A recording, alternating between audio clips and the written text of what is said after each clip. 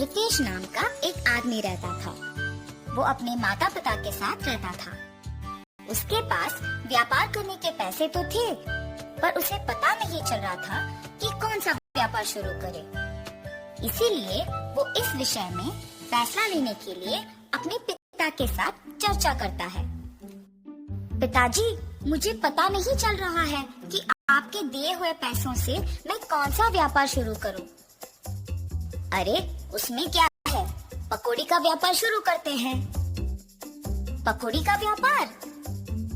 हाँ बेटा, हमारे गांव में जलेबियों का, समोसे का, अचार का, पापड़ का ऐसे बहुत व्यापार है। तो तुम्हें कुछ अलग व्यापार करना होगा। गांव में जो व्यापार नहीं है, अगर तुम करोगे तो अच्छा लाभ पाने का मौका होगा। सिर्फ सादा पकौड़ी कौन खरीदेगा पिताजी? इसीलिए हम सिर्फ सादा पकौड़ी नहीं बनाएंगे। तो फिर हम सादा पकौड़ी में साथ साथ चिकन पकौड़ी, फिश पकौड़ी, मिर्ची पकौड़ी, आलू पकौड़ी, प्याज के पकौड़ी, अंडे के पकौड़ी जैसे अलग अलग तरह के पकौड़ी बनाएंगे। ऐसे हमारा व्यापार को बहुत लाभ मिलेगा।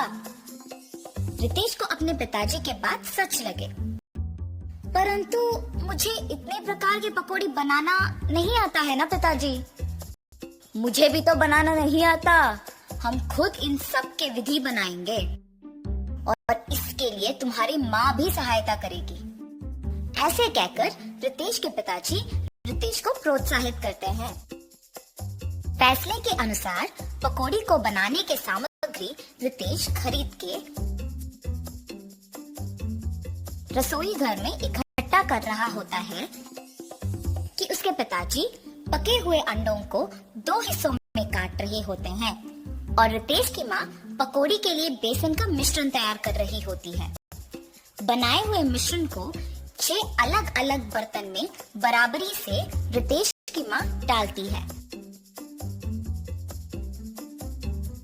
रितेश के पिताजी पहले बर्तन में कटे हुए अंडे, दूसरे बर्तन में कटे हुए प्याज, तीसरे बर्तन में कटे हुए मिर्ची, चौथे बर्तन में कटे हुए आलू, 5वें बर्तन में कटे हुए केले और छठी बर्तन में कटे हुए चिकन के पीसेस डालते हैं और फिर एक एक करके उन सारे अलग तरह के पकौड़ी को तेल में तलते हैं। रितेश जब पकौड़ी का स्वाद देखता है तो उसको बहुत स्वादिष्ट लगता है। फिर वो अपने पिताजी के बातों को सच मानकर पकौड़ी के व्यापार को दृढ़ निश्चय से शुरू करता है। ऐसे शुरू हुआ था रितेश की जीत की कहानी।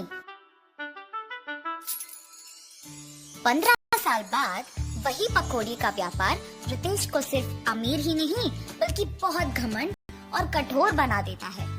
दूसरी ओर रितेश के पिताजी को बहुत दिनों से ठीक से दिखाई नहीं दे रहा था और सुनाई भी नहीं दे रहा था। इसीलिए वो रितेश को चिकित्सा करवाने के लिए पूछने की प्रयत्न करते हैं, पर रितेश कभी उनको समय ही नहीं देता था। इसीलिए रितेश के पिताजी खुद अस्पताल जाने का निश्चय करते हैं, पर उनके पास पैसे ना होने के कारण रितेश की दुकान को निकल पड़ते हैं। अरे रितेश बेटा, कुछ दिनों से न कुछ ठीक से दिखाई दे रहा है, न कुछ सुनाई दे रहा है। चिकित्सा के लिए 3000 रुपयों की जरूरत है। थोड़ा मदद करो ना बेटा। क्या 3000 रुपए? उतने पैसे तो मेरे पास नहीं है। पर बेटा, कल ही तो तुमने बहू को बताया था कि हर रोज तुम्हें 30,000 मिलते हैं। आप पहले यहाँ से चलिए, कह रहा हूँ ना पैसे नहीं है। और घर चले जाते हैं। घर पहुँचने के बाद चिकित्सा के पैसे मांगने रितेश के पास गया था, पर उसने ये कहकर भेज दिया कि उसके पास पैसे नहीं है। क्या 3000 के लिए उसने ऐसा कह दिया? व्यापार तो अच्छा चल रहा है ना। शायद उसको हमारा यहाँ रहना पसंद नहीं।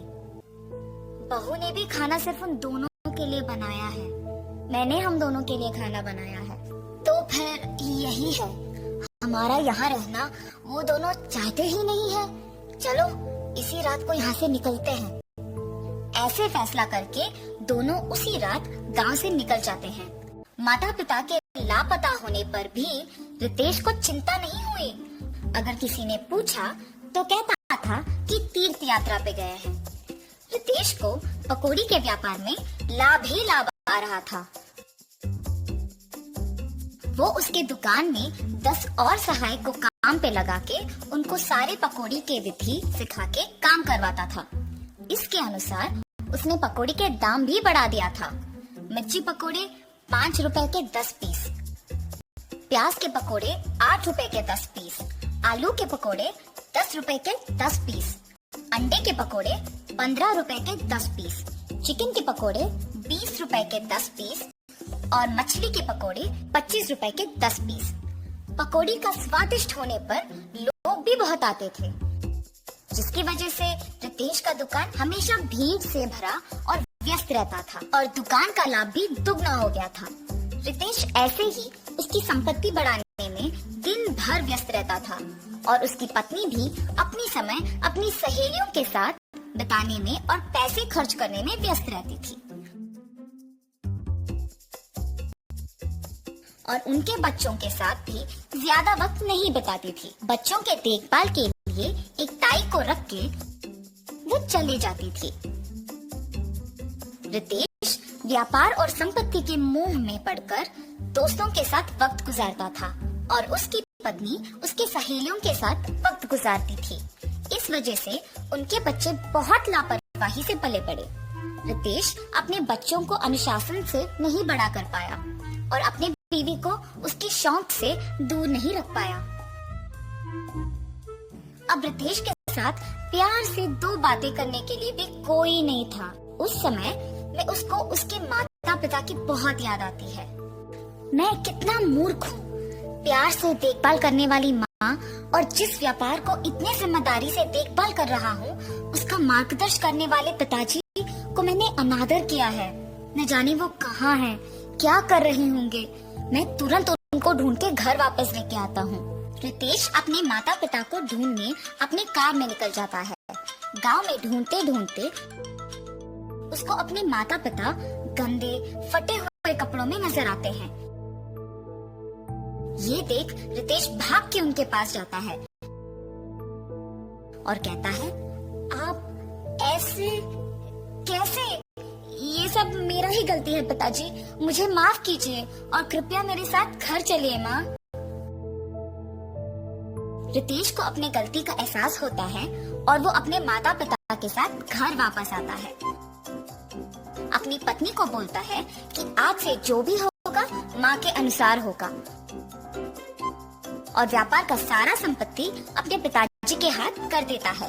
रितेश सिर्फ सहायकों का और पकौड़ी के विधि का देखभाल करता है और उसकी पत्नी बच्चों का देखभाल और पढ़ाई का ध्यान रखती है। सुख संपत्ति और परिवार का प्यार पाके सब सदा खुश रहते हैं।